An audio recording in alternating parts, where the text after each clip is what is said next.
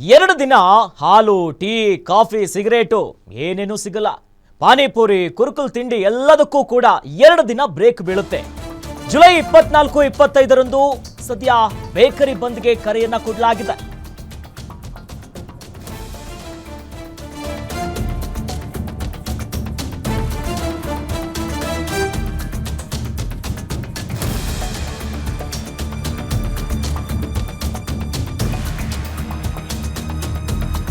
July 24-25ರಂದು ಬಂದ್ಗೆ bakery condiments ಒಕ್ಕೂಟ ಕರೆ ಕೊಟ್ಟಿದೆ. ಜುಲೈ 24ರಂದು ಪ್ರತಾಪ್ ಶೆಟ್ಟಿ ಬಣದಿಂದ ಪ್ರತಿಭಟನೆಗೆ ಕರೆ ಕೊಟ್ಟಿದ್ದಾರೆ. ಬೇಕರಿ ಕಾಂಡಿಮೆಂಟ್ಸ್ ಒಕ್ಕೂಟದ ಅಧ್ಯಕ್ಷ ಪ್ರತಾಪ್ ಶೆಟ್ಟಿ ಅವರು ಜಿಎಸ್ಟಿ ನೋಟಿಸ್ ವಿರುದ್ಧ ನಮ್ಮ ಹೋರಾಟ, ಜಿಎಸ್ಟಿ ವಿರುದ್ಧ ಅಲ್ಲ ಅಂತಿದ್ದಾರೆ. ವ್ಯಾಪಾರಸ್ಥರು ಎಲ್ಲರೂ ಕೂಡ ಗೊಂದಲ ಆಗ್ತಿದೆ. ಸಾರ್ವಜನಿಕರಿಗೂ ಕೂಡ ಈ ಪ್ರಕರಣ. ನಾಳೆಯಿಂದಲೇ ಕಪ್ಪು ಪಟ್ಟಿಯನ್ನ ಧರಿಸಿ ವ್ಯಾಪಾರಿಗಳಿಂದ ಪ್ರತಿಭಟನೆ ಆಗುತ್ತೆ. ಇನ್ನು 25ಕ್ಕೂ ಕೂಡ ರಾಜ್ಯ ಕಾರ್ಮಿಕ ಪರಿಷತ್ತು ರಾಜ್ಯಾಧ್ಯಕ್ಷ ಆಗಿರುವಂತಹ ರವಿ ಶೆಟ್ಟಿ ಬೈಂದೂರು ಅವರ ನೇತೃತ್ವದಲ್ಲೂ ಕೂಡ ಪ್ರತಿಭಟನೆ ಮುಂದುವರಿಯುತ್ತೆ. 25ಕ್ಕೆ ರಾಜ್ಯಾದ್ಯಂತ ಅಂಗಡಿಯನ್ನ ಕ್ಲೋಸ್ ಮಾಡಿ ಈಗ ಹೋರಾಟಕ್ಕೆ ಕರೆ ಕೊಟ್ಟಿದ್ದಾರೆ. ಈ ಜಿಎಸ್ಟಿ ವಿಷಯದಲ್ಲಿ ನಾಡ್ದು 24ನೇ ತಾರೀಕು ಹೋರಾಟ ಕೈಗೊಂಡಿದ್ದೇವೆ. ಉದ್ದೇಶ ಒಂದೇ, ಸರ್ಕಾರಕ್ಕೆ ಬಿಸಿ ಮುಟ್ಲಿ ಅಂತ. ಆಮೇಲೆ ಜಿಎಸ್ಟಿ ನೋಟಿಸ್ ಏನು ಕೊಟ್ಟಿದ್ದಾರೋ ಅದರ ವಿರುದ್ಧ ಬಿಟ್ಟರೆ ಜಿಎಸ್ಟಿ ವಿರುದ್ಧ ಅಲ್ಲ ನಾವು ಮಾಡ್ತಾ ಇರೋದು. ಯಾರು ಕೂಡ ಅಂಗಡಿ ಬಂದ್ ಮಾಡೋದು ಬೇಡ. ನಮ್ಮ ಪ್ರತಿಭಟನೆಗೆ ಪ್ರತಿಯೊಬ್ಬರು ಕೂಡ ಭಾಗವಹಿಸಿ.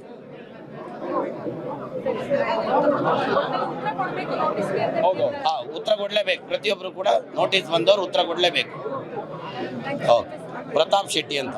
ಈ ಜಿಎಸ್ಟಿ ವಿಷಯದಲ್ಲಿ ನಾಡ್ದು 24ನೇ ತಾರೀಕು ಹೋರಾಟ ಕೈಗೊಂಡಿದ್ದೇವೆ. ಮಾರೋರು ಬರ್ತಾರೆ ಅಂದರೆ ಹಣ್ಣು ಸಿಗಲ್ಲ, ಹಾಲು ಮಾರೋರು ಬರ್ತಾರೆ ಅಂದರೆ ಹಾಲು ಸಿಗಲ್ಲ. ದೊಡ್ಡದ್ರಲ್ಲಿ ಸಿಗುತ್ತೆ ಏನೋ ಗೊತ್ತಿಲ್ಲ, ಯಾಕಂದ್ರೆ ಅದೊಂದನ್ನು ನಾವು ಸ್ಪೆಸಿಫಿಕ್ ಆಗಿ ನಾವು ಹೇಳಲಿಕ್ಕಾಗಲ್ಲ. ಹಾಲು ವಸ್ತುಗಳು ಸಿಗಲ್ಲ. ತರಕಾರಿ ಮಾರೋರು ಬರ್ತಾರೆ, ತರಕಾರಿ ಸಿಗಲ್ಲ. ಎಲ್ಲರೂ ಹೋಗಿ ಒಂದು ಪಾನಿಪುರಿ ಅಥವಾ ಚಾಟ್ಸ್ ತಿನ್ನೋಣ ಅಂದರೆ ಅದು ಸಿಗಲ್ಲ. ಮಟನ್ ತಿನ್ನೋಣ ಅಂದರೆ ಮಟನ್ನು ಚಿಕನ್ ಎರಡೂ ಸಿಗಲ್ಲ, ಯಾಕಂದರೆ ಅವರು ಕೂಡ ಬರ್ತಾಯಿದ್ದಾರೆ. ಹೋಗಿ ಕುರುಕುಲ್ ತಿಂಡಿ ಏನಾದರೂ ಬೇಕ್ರಿಗೆ ತಿನ್ನೋಣ ಅಂದರೆ ಅದು ಸಿಗಲ್ಲ. ಹೋಗಿ ಒಂದು ತಲೆ ಬಿಸಿಯಾಗಿದೆ ಒಂದು ಕಾಫಿ ಟೀ ತೊಗೊಂಡೋಣ, ಒಂದು ಸಿಗರೇಟ್ ಹೊಡ್ಕೊಂಡು ಒಂದು ಕಾಫಿ ಟೀ ಕುಡಿಯೋಣ ಅಂದರೆ ಅದು ಕೂಡ ಸಿಗಲ್ಲ.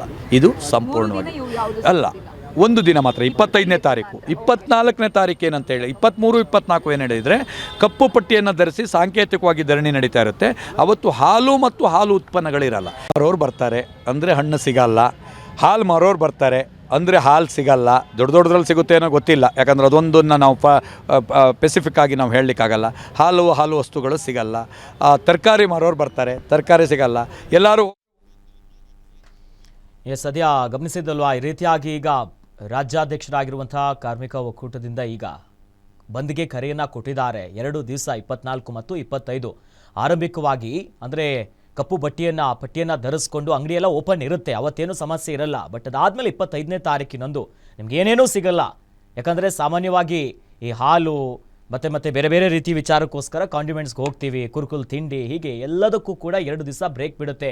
ಅಂದರೆ ಪ್ರಮುಖವಾಗಿಲ್ಲೇನು GST ನೋಟಿಸ್ ಈಗಾಗಲೇ ಎಲ್ಲರನ್ನ ಗೊಂದಲಕ್ಕೆ ತಳ್ಳಿದೆ. ಅದರಲ್ಲೂ ಕೂಡ ಈ ಸಣ್ಣ ತಳ್ಳೋ ಗಾಡಿ ಇಟ್ಕೊಂಡವರು ಕೂಡ 50 ಲಕ್ಷ 40 ಲಕ್ಷ ಈ ರೀತಿಯಾಗಿ ನೋಟಿಸ್ ಹೋಗಿದೆ GSTಯನ್ನು ಕಟ್ಟಬೇಕು ಅನ್ನೋದಾಗಿ.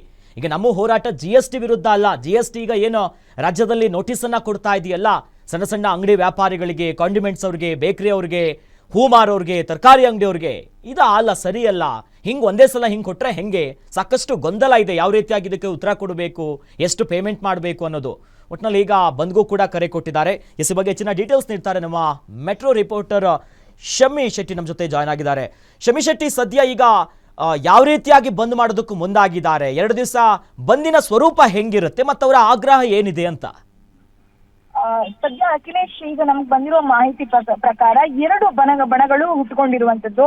ತೆರಿಗೆ ವಸೂಲಿಗೆ ಏನು ಮುಂದಾಗಿದೆ ಕಮರ್ಷಿಯಲ್ ಟ್ಯಾಕ್ಸ್ ಡಿಪಾರ್ಟ್ಮೆಂಟ್, ಇದರ ವಿರುದ್ಧವಾಗಿ 2 ಬಣಗಳು ಕೂಡ ಪ್ರತಿಭಟನೆಗೆ ಮುಂದಾಗಿದೆ. 23, 24ನ್ನ ಸಾಂಕೇತಿಕವಾಗಿ ಏನು ಹಾಲು ಅಥವಾ ಹಾಲಿನ ಉತ್ಪಾದನೆಗಳನ್ನ ಅಂದ್ರೆ ಮಾರಾಟವನ್ನ ಸ್ಟಾಪ್ ಮಾಡಿ ಸಾಂಕೇತಿಕವಾಗಿ ಪ್ರತಿಭಟನೆಗೆ ರವಿ ಶೆಟ್ಟಿ ಅಂದ್ರೆ ಕಾರ್ಮಿಕ ಪರಿಷತ್ತು ಬಳಗ ಮುಂದಾಗಿತ್ತು. ಹಾಗೆ 25ಕ್ಕೆ ಕಂಪ್ಲೀಟ್ ಅಂಗಡಿಗಳನ್ನ ಕ್ಲೋಸ್ ಮಾಡಿ ಮಾಲೀಕರೊಂದಿಗೆ ಫ್ರೀಡಂ ಪಾರ್ಕ್ ನಲ್ಲಿ ಉಗ್ರವಾಗಿ ಹೋರಾಟ ಮಾಡಬೇಕು ಅನ್ನುವಂಥದ್ದನ್ನ ಕರೆಯನ್ನ ಕೊಟ್ಟಿತ್ತು. ಆದ್ರೆ ಈಗ ಬಂದಿರುವ ಮಾಹಿತಿ ಪ್ರಕಾರ 24ಕ್ಕೂ ಕೂಡ ಫ್ರೀಡಂ ಪಾರ್ಕ್ ನಲ್ಲಿ ಪ್ರತಿಭಟನೆಗೆ ಏನು ಒಕ್ಕೂಟ ಏನು ಬೇಕರಿ ಕ್ಯಾಂಡಿಮೆಂಟ್ಸ್ ಒಕ್ಕೂಟದವರು ಈಗ ಪ್ರತಿಭಟನೆಗೆ ಕರೆ ಕೊಟ್ಟಿರುವಂತದ್ದು. 24ನೇ ತಾರೀಕು ಫ್ರೀಡಂ ಪಾರ್ಕ್ ನಲ್ಲಿ ಪ್ರತಿಭಟನೆ ಮಾಡ್ತಾರೆ. ಆದ್ರೆ ಯಾವುದೇ ರೀತಿಯ ಅಂಗಡಿಯನ್ನ ಮುಚ್ಚುವಂತದ್ದು ಅಥವಾ ಅಂಗಡಿಯನ್ನ ಕಂಪ್ಲೀಟ್ ಕ್ಲೋಸ್ ಮಾಡುವಂತದ್ದು, ತಮ್ಮ ವ್ಯಾಪಾರವನ್ನ ನಿಲ್ಲಿಸುವಂತ ಕೆಲಸಕ್ಕೆ ಇವರು ಮುಂದಾಗೋದಿಲ್ಲ. ಬದಲಿಗೆ ಅಂಗಡಿ ಓಪನ್ ಇರುತ್ತೆ, ಆದ್ರೆ ಸಾಂಕೇತಿಕವಾಗಿ ಒಂದು ಶಾಂತ ರೀತಿಯಲ್ಲಿ ಹೋರಾಟವನ್ನ ಮಾಡ್ತಾರೆ. ಅದು ಯಾವುದೇ ರೀತಿ GST ವಿರುದ್ಧವಾಗಿ ಅಲ್ಲ, GSTಯ ನೋಟಿಸ್ ವಿರುದ್ಧವಾಗಿ ಹೋರಾಟ ಮಾಡ್ತಿದ್ದೀವಿ ಅನ್ನುವಂತ ಸ್ಪಷ್ಟನೆಯನ್ನ ಪ್ರತಾಪ್ ಶೆಟ್ಟಿ ಅಂದ್ರೆ ಬೇಕರಿ ಕ್ಯಾಂಡಿಮೆಂಟ್ಸ್ ನ ಒಕ್ಕೂಟದ ಅಧ್ಯಕ್ಷರಾದಂತಹ ಪ್ರತಾಪ್ ಶೆಟ್ಟಿ ಅವರು ನೀಡಿರುವಂತದ್ದು ಸದ್ಯ.